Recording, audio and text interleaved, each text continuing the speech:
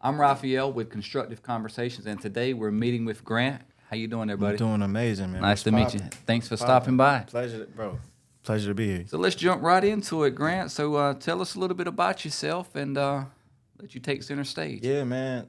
First and foremost, man, I appreciate you for having me here. Man. Yes, sir. I got a chance to chop it over with my brother Mark just about all the stuff y'all are doing, man. So just wanted to give you your flowers, like before I hop into me, man. This is a beautiful setup, and I know, man, y'all are winning right now. So continue Thank to you, do sir. it and Thank put that on for the city. But yeah, everyone calls me GB, bro. So please feel GB. free to call me GB. From the north side of Fayetteville. Really just like a kid from the city, man, who was influenced by a lot of the stuff that, I saw growing up, but was able to kind of carry that into some really cool places. Not sure if there's anything particular that you're looking for, but yeah, man, I'm really just a kid from the city who's had a chance to do a lot of cool things just based off of just some exposure and some gifts that I was blessed with, man, through people here, and then just, obviously my foundation. Nice. So, yeah, talk to us about it. Give us like the high level view, maybe for some of the folks who's tuning in, and just for the folks that's watching. We're literally just now meeting one another and getting to learn about each other. But if you was to give us the high level overview, like the elevator pitch of who you are, what you do, what you're passionate about, why you do what you do, what would that sound like? Yeah, man, I gotta think about it. Again, so I'm from Fayetteville, North Carolina. 2016, graduate of Pine Forest High School. I played baseball in high school. It was like the game that changed my life, man. My pops is I say a pretty big coach out in this area, man. It's actually his birthday, so shout out to my pops, nice. man. Happy 54 birthday, today, pops. man. Yeah. But yeah, played baseball. It's actually Kobe Vance's birthday today too. My teammate Kobe gave me a bunch of confidence. He was a 3-year starter at the University of Alabama. Got drafted out of high school. Ended up getting drafted again. University of Alabama, from University of Alabama to play with the Oakland A's. Now he's in AAA for the Marlins organization, man. So nice. Someone who inspired me to continue to play the game at the next level. Was in a J. Cole video as a kid and was able to stay in contact with his team through just, blessings, honestly. And when I was getting ready to choose to go to school, I had a couple of D1 offers, but decided to go to Morehouse College, which is an HBCU in Atlanta, based on the convo I had with Cole. So Cole, J. Cole, that, being J. Cole, really inspired me to just continue to stay in school and to do well academically.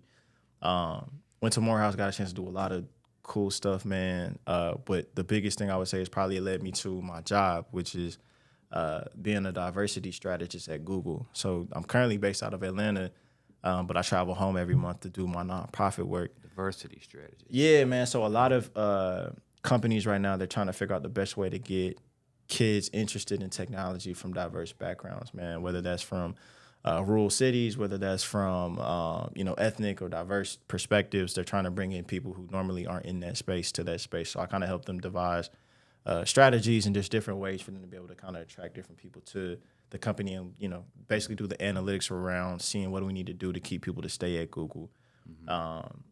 Help a little bit with some of their creative, some of their, program management, stuff like that in terms of pushing out content. But a lot of that was based off of connections I made when I was in school. While I was in school, man, I was really inspired by one of my homies to pursue a nonprofit called the 26 Project, which is really like, I would say, the thing that I'm probably staple for in the city at the moment. Essentially, the idea, man, was to start a 501c3 organization that was centered around exposure opportunities from underrepresented youth in the city. And in my head, like, any kid from Fayetteville is probably like underrepresented on like a national scale. You know what I'm saying? So just providing them with opportunities around, athletics, creativity, media, the works. We really don't try to limit ourselves. We consider it an incubator, but we just provide programming for people in the city to feel connected to things. Interesting. That are related to the city, but may not always live in the city, whether that's connecting with like Dennis Smith Jr., who's in the NBA, is my brother. Vic Blends, we do his annual Christmas give back. We kind of help, power that, connect with brands like Dreamville, obviously, to be able to bring kids up to the festival and just give them an idea of what careers and media and entertainment look like. But I mean, we do a lot, and it's something that I'm probably the most proud of in terms of like my last, I say, we've been open for 4 years now, which is crazy. But yeah, man, just like high level, I've gotten a chance to do a lot of cool things through the 26 Project and through my work at Google.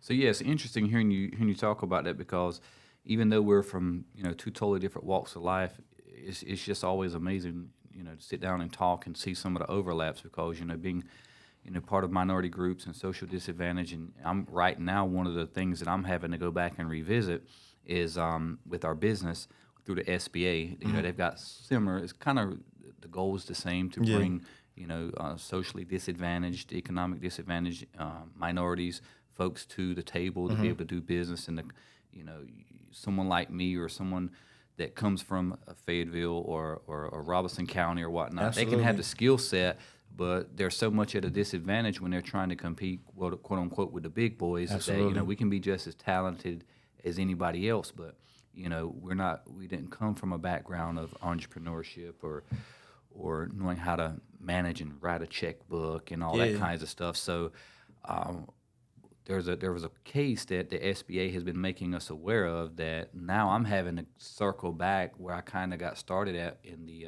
what's called the 8A program with the SBA. So it's a program that the government has to basically do somewhat the same thing to give folks like us the ability to get a seat at the table and do construction contracts.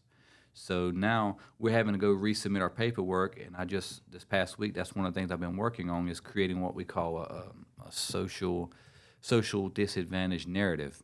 And, sometimes it's funny. That's what I do for a living. So you basically do that for a living. That's what I do for a living, bro. And it's so funny because, we all have a certain perception, I think, of the world and of ourselves.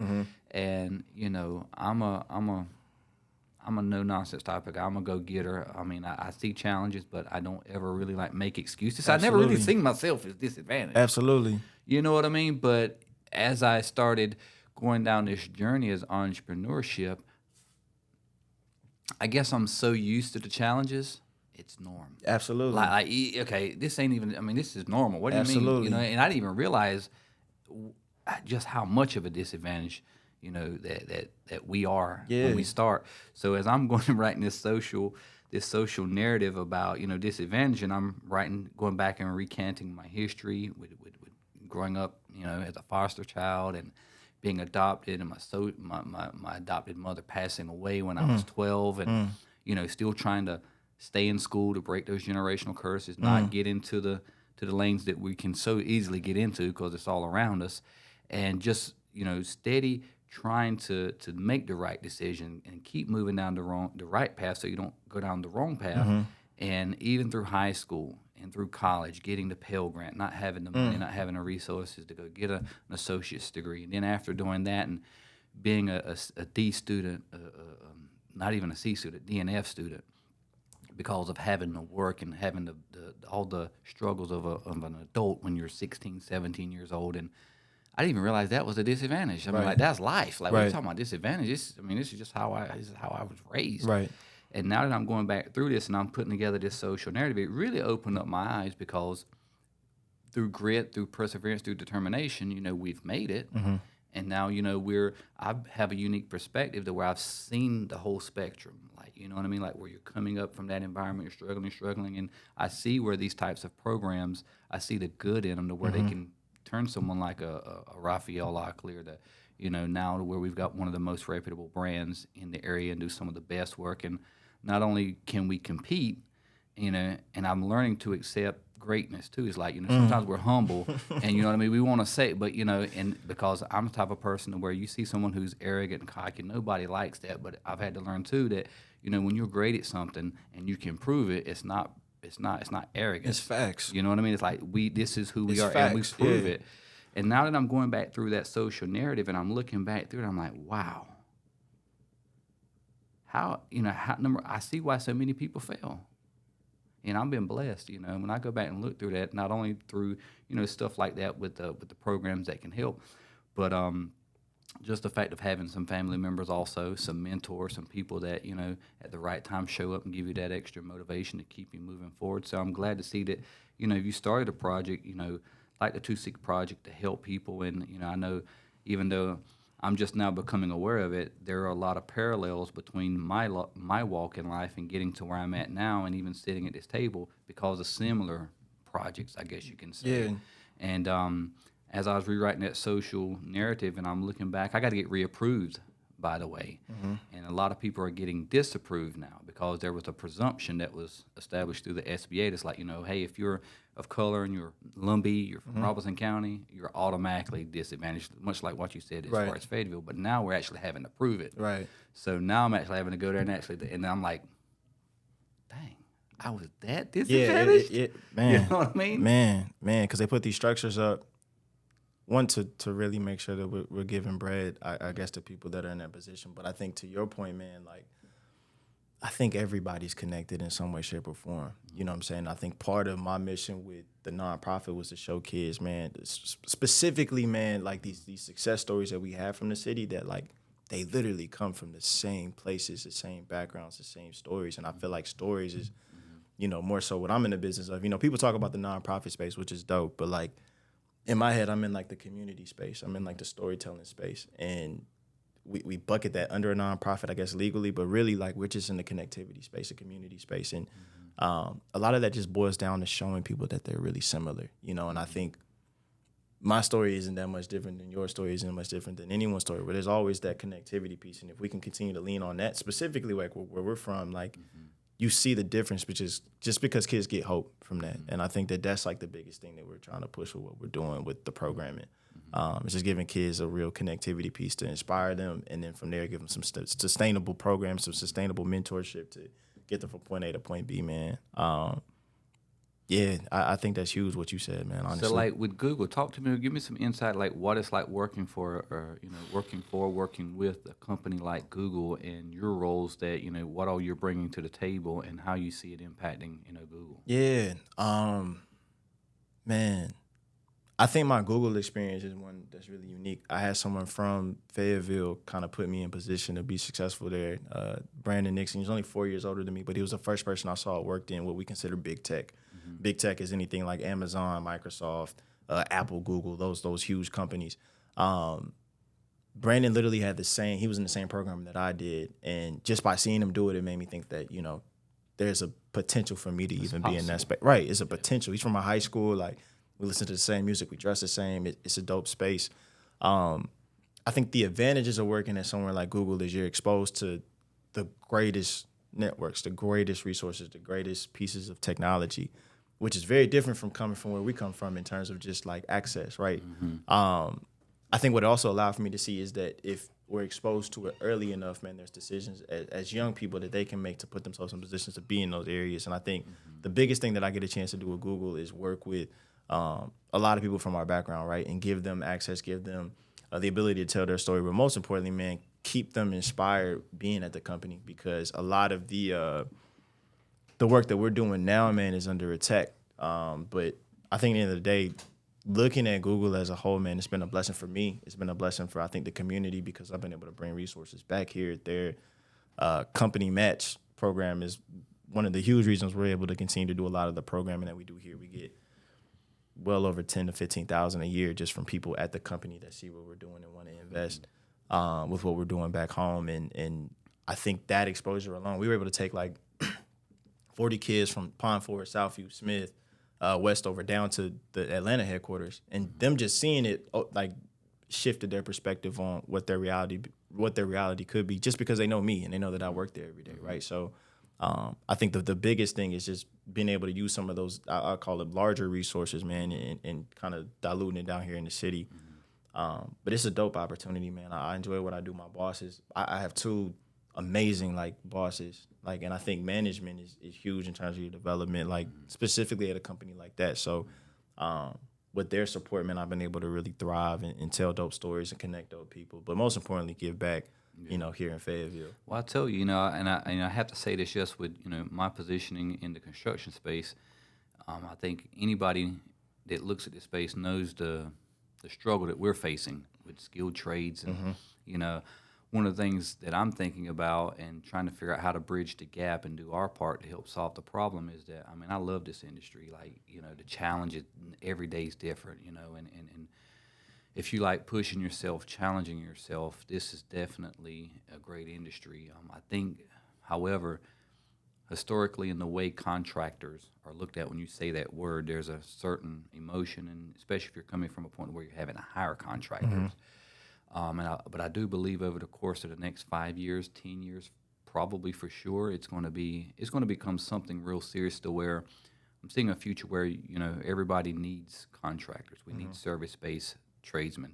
If it's HVAC technician or electrician or plumber, you got folks that do great things in tech and all these other sectors. But we all are going to need and rely on someone in the skilled trades. If it's nothing more than, it's in the middle of August and it's 105 degrees outside and your AC's out. We were just talking but about guess that. what? You make a phone call.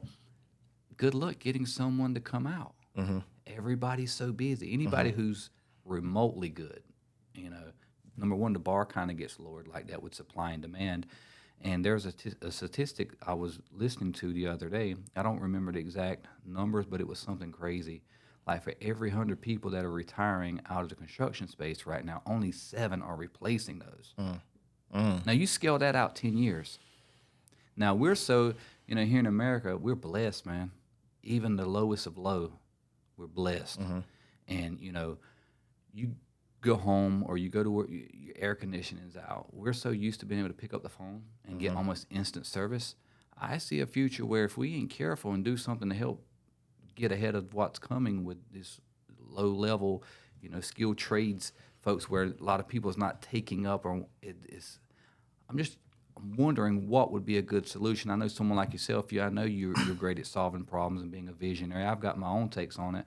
I think one of the things that could help, I'd love to get your input on it, attracting youth, people to get into skilled trades. Entrepreneurship is the first thing I think of, but guess what? Everybody's not meant to be an entrepreneur. Right.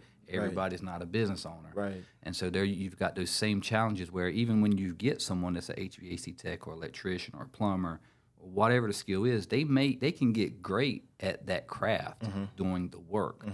And sometimes then the next problem becomes that person sees, well, hey, I'm the one connecting these circuits. I'm the one repairing these HVAC units, and they see some running the business. All of a sudden, they think that they're a great business owner. So there's just it's a really big challenge, and I don't know if it would take someone collectively as a whole to kind of rewrite the narrative of what the skilled trades look like to paint a different picture. Because I know a lot of folk make a lot of money.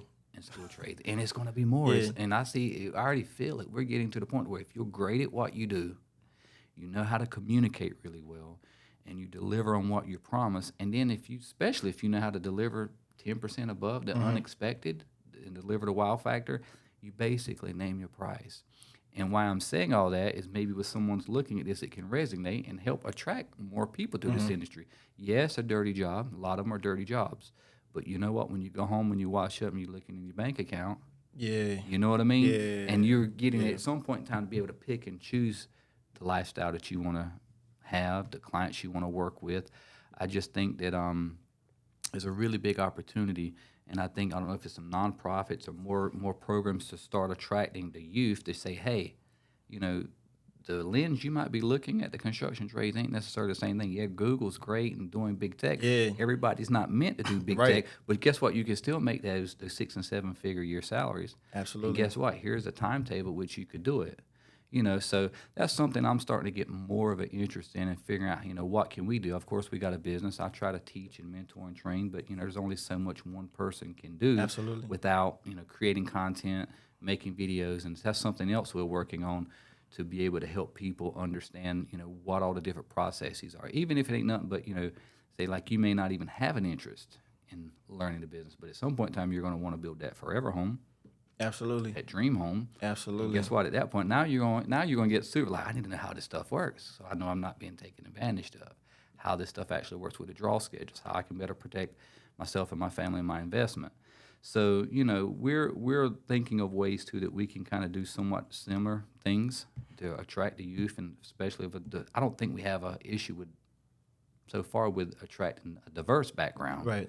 You know what I mean? It's just attracting more people to the industry who sees longevity in it. So I'd love to get some insights from you on like when you are starting something like that, like a 2-6 project, what is some of the key steps you do in the beginning to get something off the ground like that? One, I think you just got to have vision, man. And that's something that's hard. You can't really teach it. It's something you got to be able to like see. And I know vision usually comes from being able to at least tangibly identify something that you could see yourself doing. For context, man, my grandfather was a contractor. My granddad, man, could anything with his hands, man, he could build. The story that I love to tell is when my granddad retired, he retired from the military at 52. He was able to take the money he got from the military to buy a plot of land in Charleston, South Carolina. Between him and who I consider my uncles, they built that house, right? And they didn't go outside of the family. Whenever there was something that was needed, plumbing, you know, they called my Uncle Ernie. When anything that was needed in that house, they kind of worked around each other to where by the time he was like 60, he didn't have a mortgage or something like that. Like it lived at that house, I think, 40 plus years without paying on it, essentially, because of what he knew how to do, right? That skill set. And basically had his own contract company, just went out in the city and made money. And that's at least the first person I can remember outside of my pops with a job, having a job, right? So understanding that skill set and just what he was able to do for people was important. He had saw someone, I think in his family, it might have been like his uncle who was a contractor or who was a handy person, right? So I think seeing and identifying and seeing the tangible assets that come with being successful at it is important.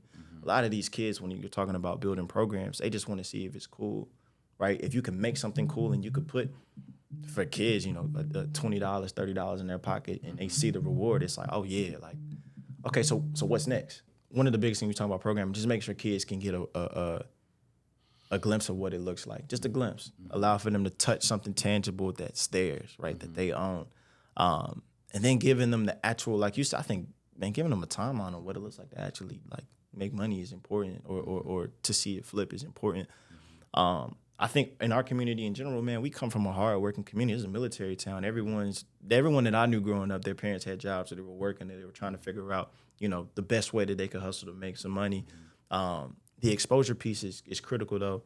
My mom is a professor at Fayetteville Tech, and I know they have programs there specific around the trades and just getting kids involved in that. We actually have a kid from the 2-6 Project who's doing one of the welding programs, graduated from Palm Forge, is doing a welding program over there now. But a lot of that just came from my mom coming in saying, hey, like, these are options, right? And giving kids a realistic, like, look at what that looks like. But, you know, in my head, I think it does start with vision, man, and being able to actually imagine and seeing yourself doing something. I'm sure that's, you know, when you started this, I'm sure your vision was, vision was so clear. That's the craziest thing about it, because, you know, it's difficult, but yet so simple when you have the vision, because you already see the future.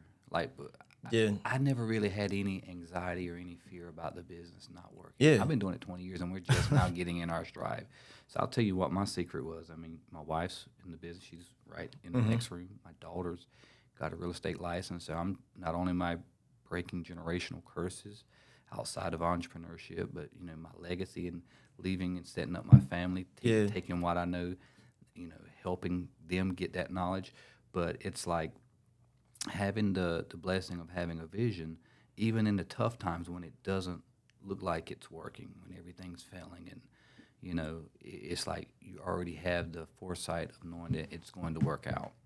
And one of the things I did, I guess my blueprint was I knew what I was making. The worst case scenario as an electrician. I got my associate's degree, by the way, as an electrician, worked as an electrician for a couple years. Realized quickly, within 6 months, I knew that's not. I knew that's I was not born to do this. And how I was able to recognize that is because I excelled so easily at it. I was lead electrician, leading a whole second shift at one of the manufacturing plants.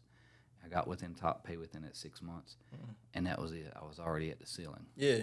I'm like, nowhere else to go. Nah, like this isn't going to work. I can't see myself doing this for the rest of my life.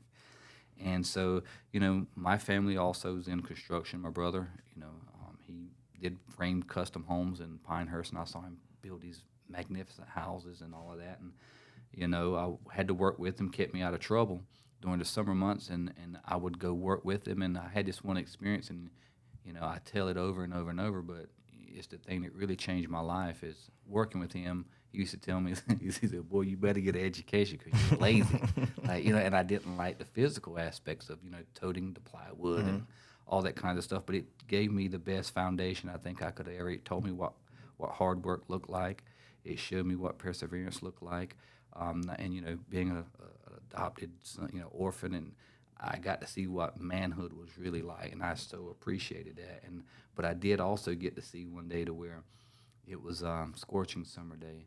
I was hiding under the crawl space, trying to stay where it was cool, and saw the GC pull up in his white pickup truck, clean, leaves his vehicle running, gets out, walks up. My brother, he straightened up. I could tell he's trying to talk a little bit more proper and stuff like that. And he met with the GC, and I really didn't understand what they were saying, but I could see him pointing, and he telling my brother exactly, what to do and blah, blah, blah. And 10 minutes maybe he left, gets back in his truck, and drives off. And as my brother's walking back towards the house that was framing, I said, "Hey, who was that?" He said, "Oh, that's my boss." I said, "Your boss? Who's your boss?" I said, "That's the GC, that's the builder. That's who I work for. He pays me to frame these houses." And, I was like, "So what is his job?" "Well, his job is to tell me what to do." I was like, "So wait a minute." He pulls up in a brand new truck, leaves it running, the AC on, gets out, points and tells you what to do, and then you go do the work, and he gets back in his truck and drives off. Yeah. And my brother laughed at me and said, something like that. So I didn't even realize it then until many years later when I was in a similar role. I did the same thing. Mm-hmm.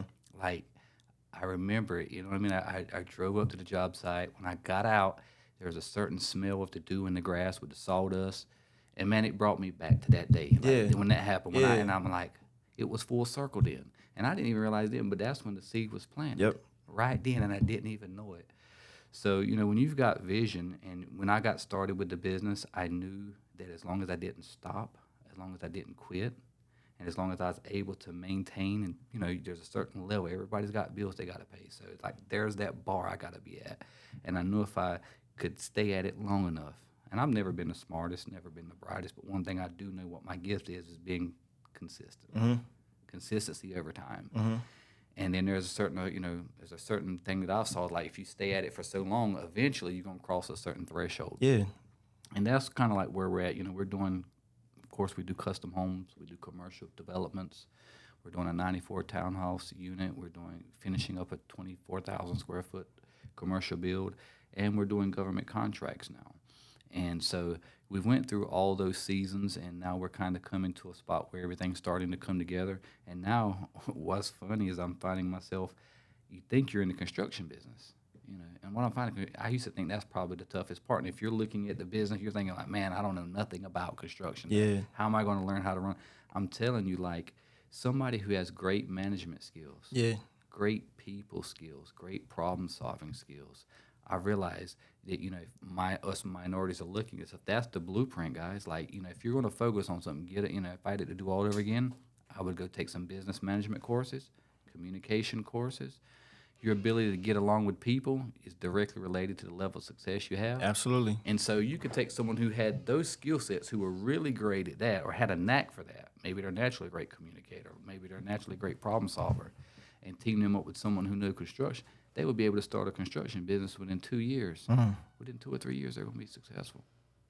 Mm. And a lot of people look at that like, I've been doing it 20 years. Why did it take you 20 years? I did it all the wrong way.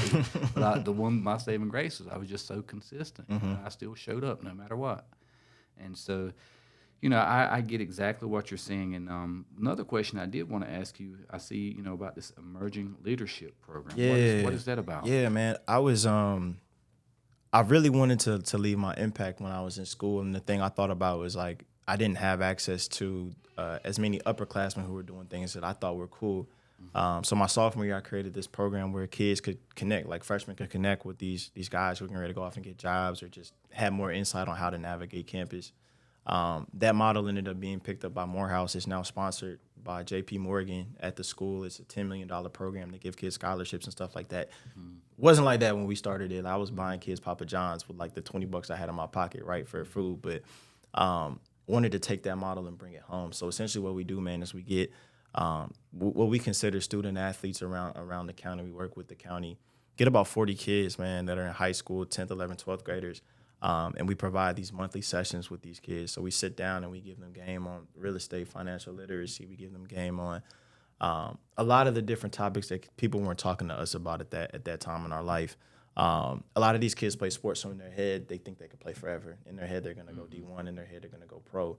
And then reality starts to set in, and you begin to lean on, okay, what was that thing that Grant was telling me about? What was that thing that so-and-so came in and talked about as potential avenues for you to potentially buy time to live your life, right? And I think one of the things that I wanted to make sure we did was just expose kids to different stuff that either we thought was cool or things that just weren't available, right? So for us, these kids get a chance to travel. Like I said, we took those kids to Atlanta. We take those kids to Charlotte for creative experiences. We bring people in from different organizations, companies that have these skill sets that are really transferable to the kids and that are cool to the kids. And we just give them the information. I think we talked about this earlier. We give them the information in a way that no one's ever given it to them, right? It's language they understand, but it gives them that insight to be like, hey, this contracted thing is kind of cool.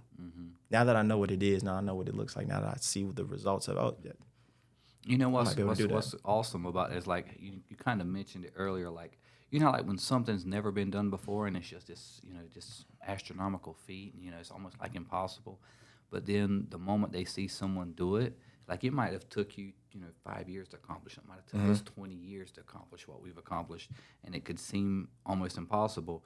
It's always blown my mind, and I've seen studies about this too as well, where once it's done, even if it's a 20-yard dash in a certain time record, that record's never been broke. It might take 20 years for someone to come along and break that record. But the moment that person breaks that record, the amount of people that comes right in behind them and even do better because they saw that it was possible. Yeah, it can be done. Yeah, it can be done. That's amazing. That's huge, man. And I think, to your point, man, I didn't just turn 25, but I'm 25. So it's not like I had great knowledge on nonprofits. I didn't grow up knowing anyone who ran a nonprofit. I was 21 when we did the paperwork to start the nonprofit. I just knew I had a really good set of friends. I knew I had a vision, and nobody could tell me that my vision wasn't valid. But the biggest thing, man, is I knew that throughout my whole life, people have come through for me. Not because of anything I've done for them, but because of the relationships that we build. And I really believe in community. And I to your point, I don't think we're like a nonprofit in essence. I know that's what we are legally, but I feel like we're in like the creative space, the storytelling space, the community space, the people space. And that's allowed for us to kind of transcend maybe what other people are doing in the city versus like anything structurally from a business standpoint. I do want to ask you, I just, what stuck out to me about what you just said was about, people coming through for you, and that has to undoubtedly come from your ability to build relationships. So like what would be a good framework? I mean, because that and I can tell you unequivocally for what I do is relationship based. Absolutely. You're working with subcontractors, you're working with vendors, you're working with clients, and your ability to get people to see a vision that you've got and then maybe do things your way or whatnot, and building those relationships to where they trust you, to where they will come through for you. Like, I'm just interested to see maybe like what is a framework, would you say, to build good relationships to where you can have people coming through for you like that? Yeah, I think first and foremost is everything is authentic, everything is genuine in terms of that relationship. I try to not force anything, when it comes to people. I'm sure you can agree most of our business relationships are usually tied to some type of really strong personal relationship we have with the person or the company that we're doing business with. So I don't try to force anything there. Second is I think I always make good on whatever I say I'm gonna make good on. I'm a man of my word, and I think people respect that and value that. And in this generation, it's so rare, just to come through. Or I think that third part is being transparent, man. If there's something I can't do, I'll just let people know, hey, man, I know you might think I can do it, but I'm telling you, this is what I can handle. This is what my team produces, and this is what we do. I also don't think we get too caught up in the glitz and glamours of maybe the rewards that come with some of the stuff that we do. We're really into the work. We're really into the people and the work that we do. The people, like the people we do the work for. The thing that I always try to say is, at least in our work, you have to, your ego comes like after the product, meaning like it is cool when we get rewarded. It is cool when certain things come along and we're able to like really transcend what people may have seen. But like the product for us is people. And if we put our ego ahead of that, then we're not going to be successful at helping young people. So like we always try to deplete our ego anytime we approach a relationship, man. And to your point, man, being consistent with just people and not checking on them when it's time to make money or checking on them when it's time for donations or a big event. It's, hey, man, how you doing? How's your family? You know, let's really Treating them continue. like a person. That's all showing it is. genuine interest. I mean, it's just so amazing, like how it's the basics. It's Yeah. like once you get it carries you no matter which direction that you choose to go. If it's choosing to go work with a Google or choosing to start your own, you know, construction company, those same frameworks apply no matter what you do. And it just blows my mind. Like some people are looking like, well, man, how did you guys able to do this? And it's really simple. I mean, it's doing exactly what you just said. When I'm meeting with someone about a project or whatnot, you know, being authentic, like you said, being transparent about what you can do, what you can't do. And also, I would add, too, knowing I had to learn to add this in there. You have to know you, and you have to know what you will and won't tolerate, you know, and being authentic about it. And I think that's so rare, even though it should be common sense, a way to do business. For whatever reason, it's not so common, and people genuinely appreciate that, you know, and the ability to walk away if it's not a good fit and still build a good relationship. Yeah. You know, to where you're still shaking hands, you know, hey, on this deal, it's just, it doesn't make sense. But you know what? I look forward to keeping the lines of communication because I know we're going to do something together. And then, you know, like I said, still showing up for people, you know, even when clients, I realize that one tip alone where I may not be able to help you. And quite frankly, I know that we're not the best fit for you. However, let me try to connect you with such and such to where, you know, hey, they're just getting started. They're, you know what I mean? They don't have the overhead, but they will do a good job for you. And if they slip somewhere, then, you know, they've got me that they can lean on to kind of coach and mentor them, you know. And, you know, at least I can help you in some way. I may not be able to help you this way, but I can help you this Absolutely. way. That's major. That's major, man. And I mean, just based on our convo, like now, like and even just talking to Mark before this, man, like stuff like this is so important. Like your business is so important, not only to the narrative of what you're building for your family, man, but to this community because it gives outlets for people to be able to actually have tangible examples of what's real. And I think that's all I've ever tried to be for my nonprofit, man, is to give kids a outlook on what a person can be, right? And it's not to be like a role model or you need to do this, you need to live this way, but it's to say, hey, like if you make certain decisions in your life and you're committed to something and you just go and roll with the punches because they're coming, like you're going to get hit, like you just roll with it, things turn out okay, you know, and I think that's something big, especially for this generation, man. It's something that we try to harp on in terms of the work that we do. Yeah, and I try to do that because, you know, I know that a lot of people, they, you know, especially now we've built a brand and a lot of people that follow me on social media personally, they know my story. And I'm trying to, like, at least be an example. You Absolutely. Know, like, hey, you know, hey, we can't say it ain't possible anymore. Exactly. He's doing it. Right. You know what I mean? And the idea is being able to keep my rep, you know, and you asked anybody that knows me well, one of the things like I value is our reputation. And like you said, if I give you my word I'm going to do something, you pretty much can bank on that. You know, even, you know, nowadays we have to write contracts and video document everything. And, you know, we do that. But I would so love to be able to go back to a time to where, you know, handshake, man. Just a handshake. Yeah. and it's like, you know, you don't have to worry about that person. Absolutely. Like, you know, maybe we can get back to that. Yeah, man. I coming from here, that I think those were the things that I grew up. When you go to those big cities, man, it's very different feel. But yeah, man, just being genuine and authentic is big for, I think, everything that we do moving forward. See, I see here, too, you've landed some big and impressive partnerships with the likes of the Hornets, Dreamville, Chick-fil-A. And talk to us about what's that like. Yeah, man. Again, I think, man, I'm just a kid from the city, so a lot of these things are very, they're like dreams come true. Like, I grew up a Hornets fan. I grew up listening to J. Cole and Dreamville. We've been able to partner with Google, Adobe. These brands, like, that are like household names, to be able to partner with them are amazing. But I think for me, it's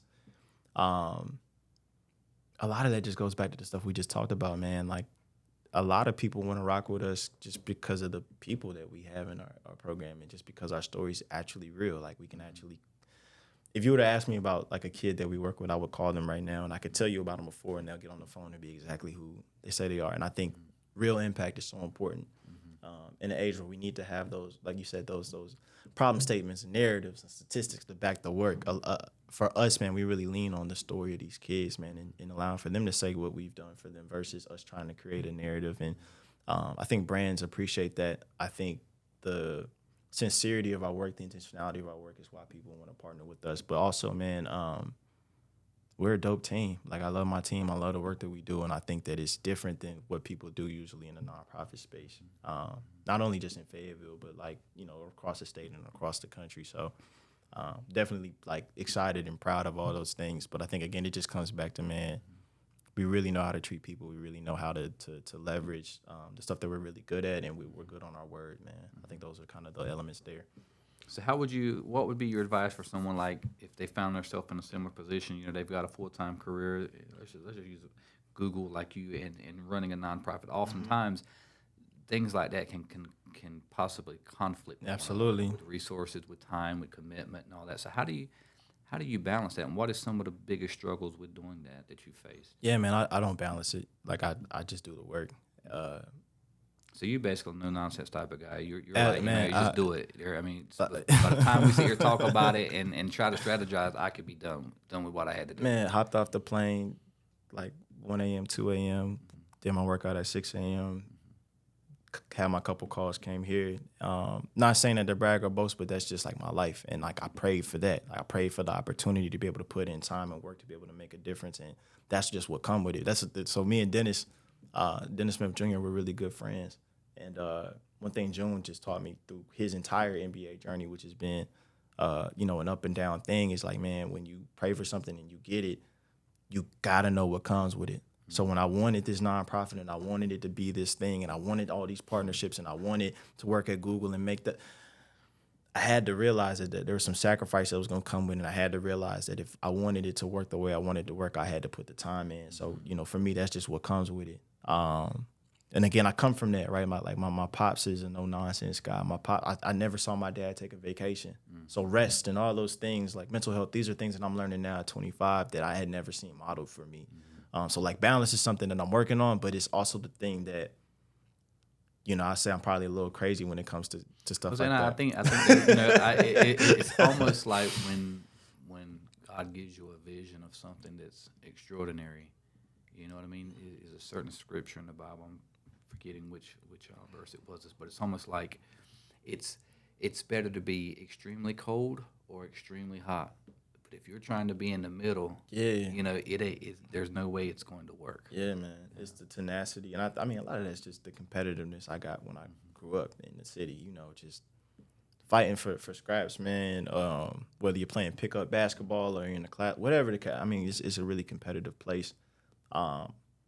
And then also just being in positions with my friends that are doing, like, I think one thing that I've always wanted specifically, like, as of recent, is I want to be recognized as one of the best in the world at what I do. And same here. It comes down to that, right? Like, it's really, we're so much aligned in that type of thing, because if you ask, anyone here in my team, we're close knit, and everybody knows how I am. I'm an open book. I wear my heart on my sleeve, and I'm very passionate about it. And I want to be, if I'm going to dedicate it don't matter what it didn't even matter what it was, but whatever it is, I want to be the best at it. And I ain't got to be the best right now, but as long as I'm making continual progress towards it.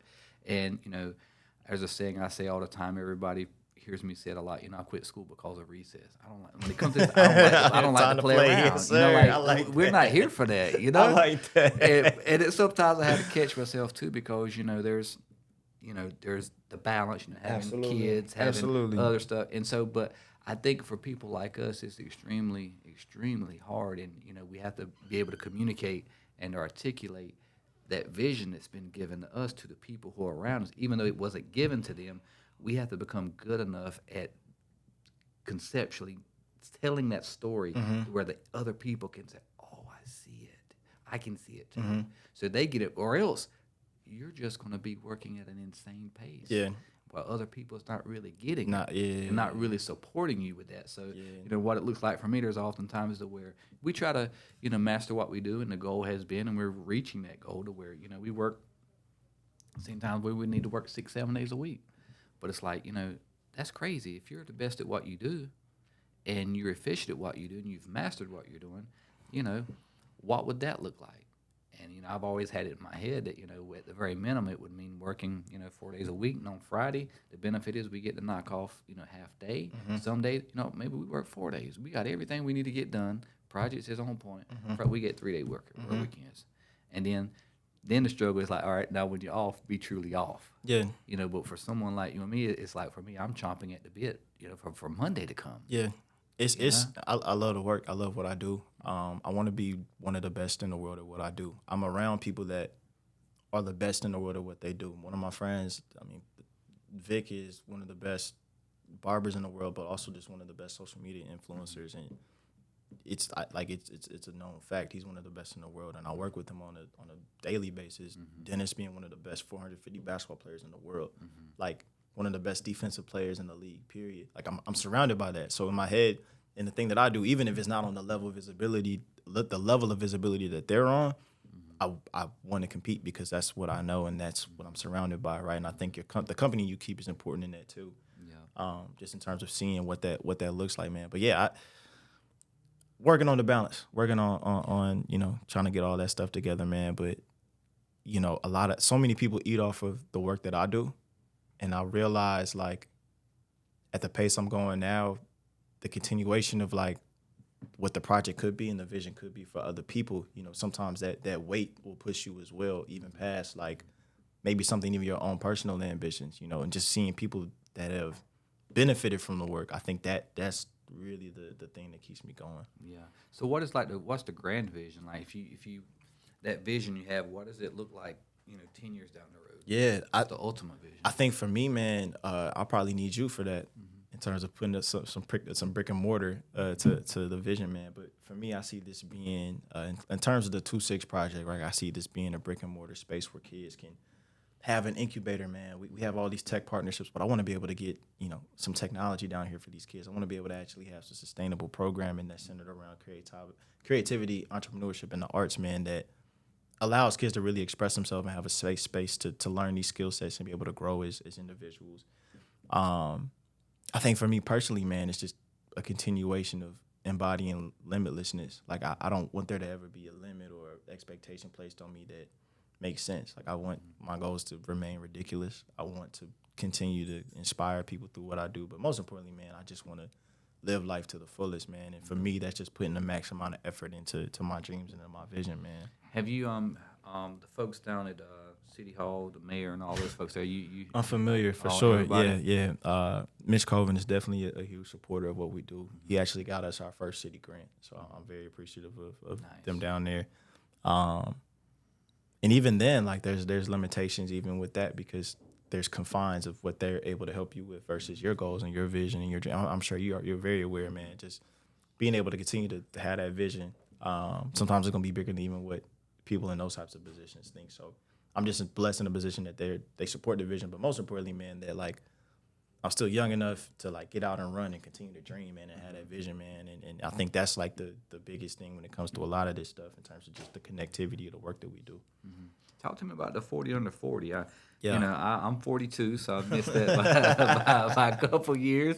But what was that experience like? And how did you make that? Yeah, I mean, the work, honestly. I have this thing in my head around just like allowing other people to kind of have those things come into play for me, man. I it's not something I asked for. It's not something that I think came about, but I think the work is undeniable. And when the work's undeniable, man, people have nothing but like all they can do is give you your flowers. And I think that was just one of those moments for me where I was able to get my flowers. Super supportive of everyone and appreciative of everyone who was a part of that, getting me on the 40 under 40. But I think I was the youngest person there for sure too. So it was just cool to kind of see the work show up in that way. I keep hearing you saying the word work, and it reminds me of I listened to Dr. Miles Monroe a lot. Okay.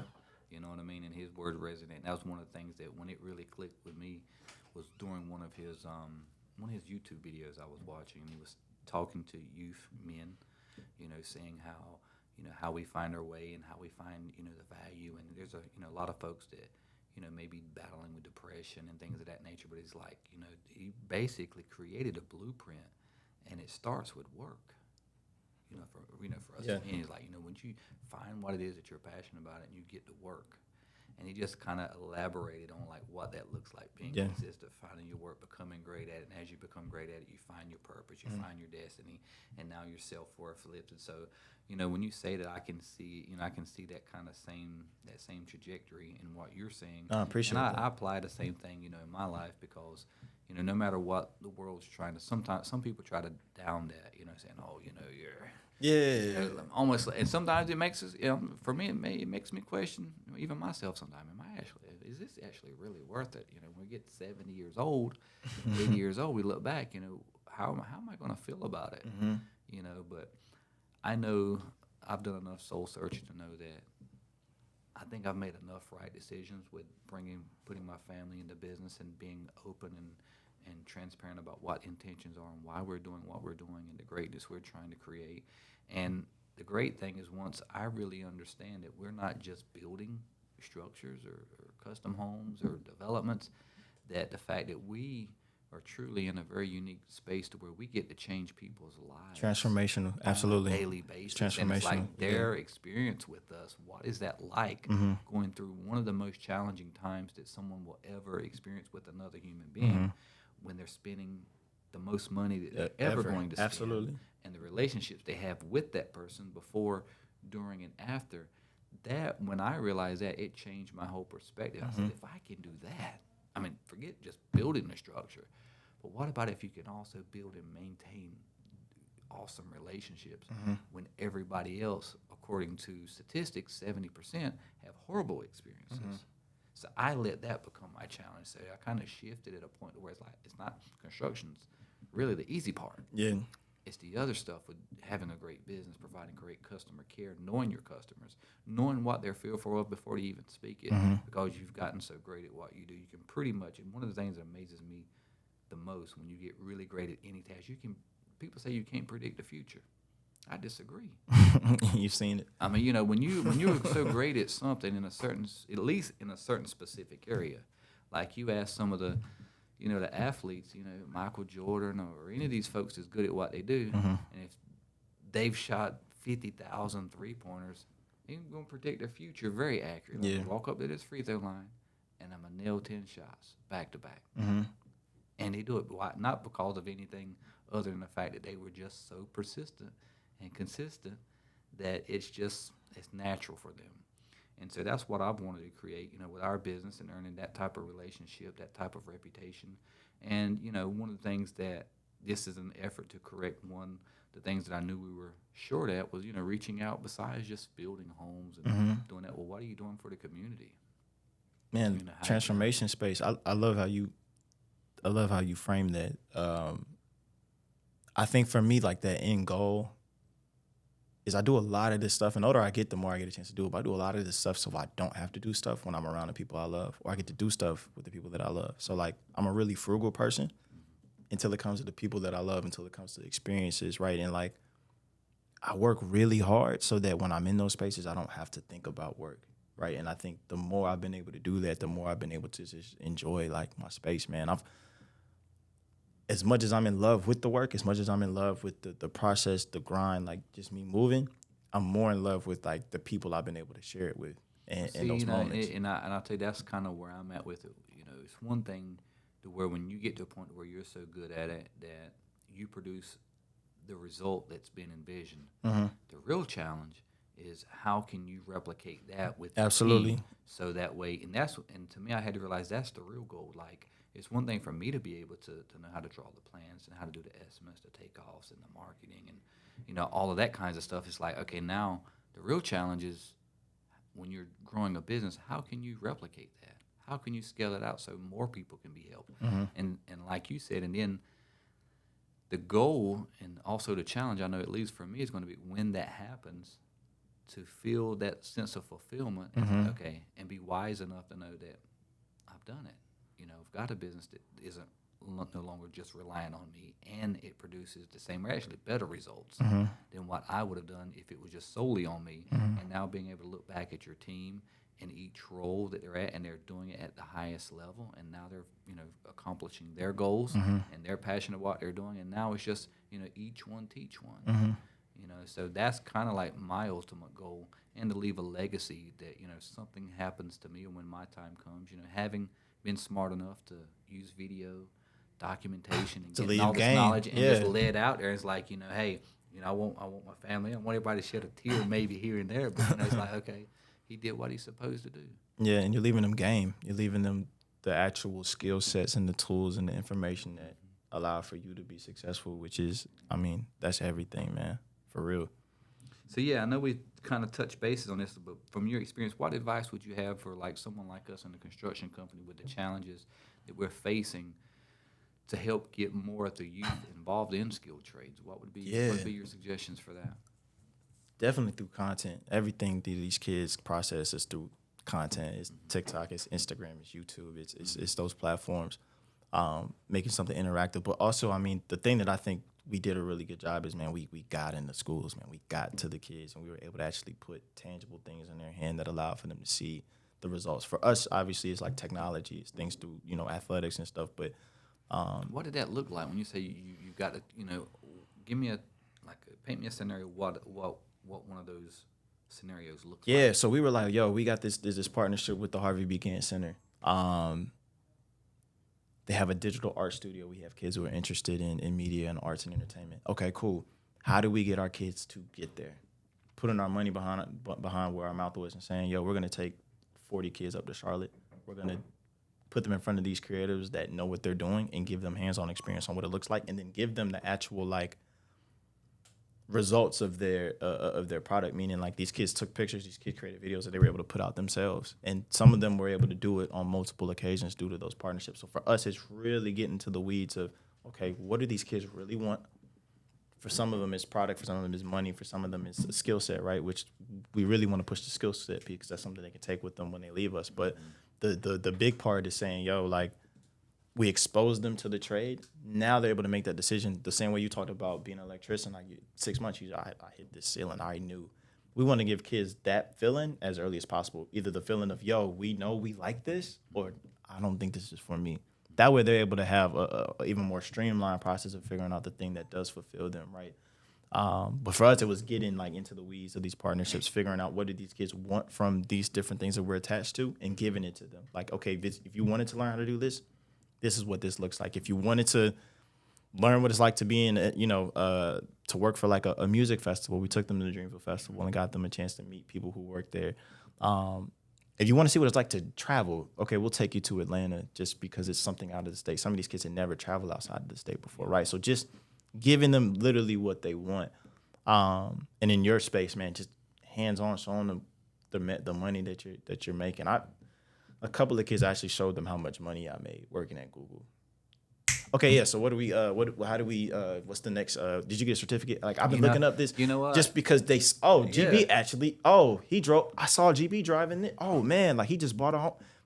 The things that I thought, that's just me living my life. My actual life becomes a testimony or inspiration for the kids that we touching is real, and we try to give them as many of those experiences as possible so that they can make the decision for themselves on how they want to live their life. And each time you say that, where I'm at in my headspace is like I'm connecting the dots of how I've basically done the same thing, maybe not in the same scenario, but what that looked like for me.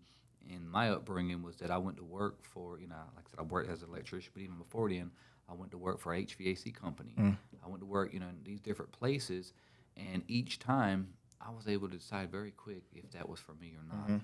And looking back, and especially hearing you say that, I'm like, okay, yeah, so that is a blueprint, that is a path, that is a framework for people to follow. And I did it even though I didn't know that I was doing it. So, God guided me down the right path, with me not even being knowledgeable about it. But I went to work for an HVAC company, small company. I worked with them maybe 4 days, long enough to realize this is not for me. And yeah, I'm in the construction business, and however I realized too, and this is something that maybe folks are watching, take this, is when we say skilled trades, everything's not just, that electrician who's actually out there, or that concrete guy who's pulling the concrete, and, you've got that type of, and all of it's blue collar Absolutely. work. But also where, at least for me in my walk, was that I knew from a very young age, I ain't I ain't talented and gifted with the labor stuff. That just, you know what I mean? I knew that wasn't my route. But what I knew that I could do is I could learn every single trade quickly enough, not to the point to where you're going to see me go out there with a skill saw and cut rafters in and do all the angles and all that. Could I? Yeah. But my heart's not in it for that. But I could learn each trade fast enough. I could get there's an 80-20 rule. I could learn enough about each trade and know how it's supposed to go to effectively manage it. And so what I had to learn for me is that, you know, I could go in and manage. We're in the construction management business, right? Managing all the different trades. And every business needs managers. Like I said, you got a lot of skilled trades that they do the work, but when they go trying to start a business, they fail. Absolutely. The reason why they fail is that they believe, and this is a misconception, this isn't just across construction, you could apply it to the restaurant.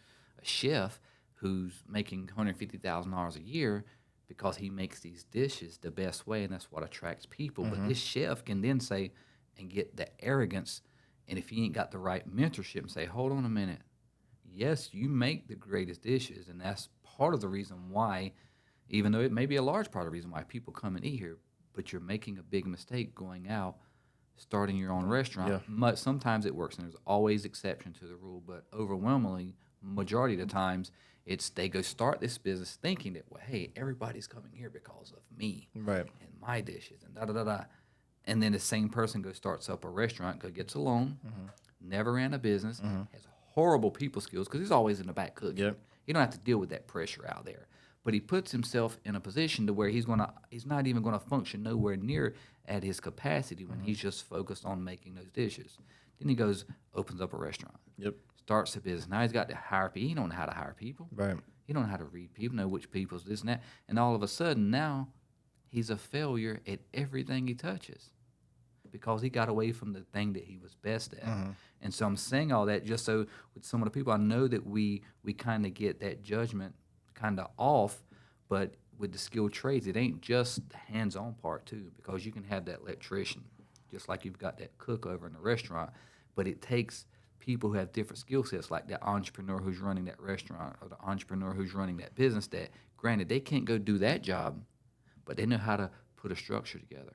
They know how to build systems. They know how to do processes. And they can go there to that cook who is the greatest cook, but even look at what he's doing and say, hey, here's a way we can, not taking away from your core processes, but if you do it like this, this, and this, you'll be able to do this, this, and this even more efficiently. Takes a team. You know, and so I think even with the skilled trades, there's going to be more of that. So for those of you who are looking, you know, it ain't just about the visual that you've got of a brick mason in the scorching suns or whatnot. You could be that guy that can go there and actually help that brick mason that's great at brickwork and say, hey, why aren't you taking these skills and scaling it out?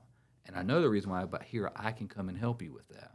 I'll take care of this part. You continue doing everything you're doing, and I take care of all this. We'll take care of the marketing. I'm great at marketing. I'm great at videos and da-da-da-da. And now you've got another business that's entered the market. And now you've got another resource that we all can pull from when it comes to needing a brick mason that does great customer service. When they say they're going to show up, they show up on time. And you've seen a brick mason with a button-up pole on, they're coming in and giving you an estimate, you know what I mean? And they're delivering you exceptional service and value, and everybody expects that. But it will take, I think, the youth seeing that bigger picture and seeing the different roles in construction, not just the manual labor side of things, I guess you can say. Yeah. And I'm a testament to that. I built a whole business out of that. And I know we've blessed a lot of people. We've been instrumental to a lot of people fulfilling their dreams.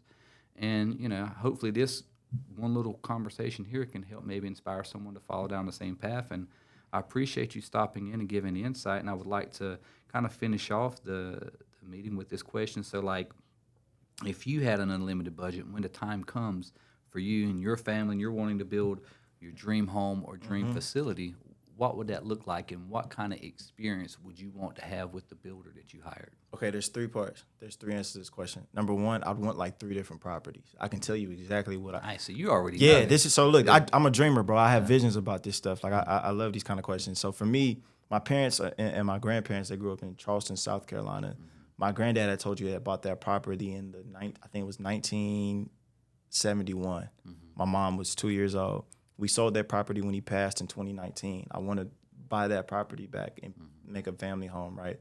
So that's the first one. And for me, it's right on the water. It's just a really open concept, man. But it's something for the family to be able to come and enjoy and spend their time.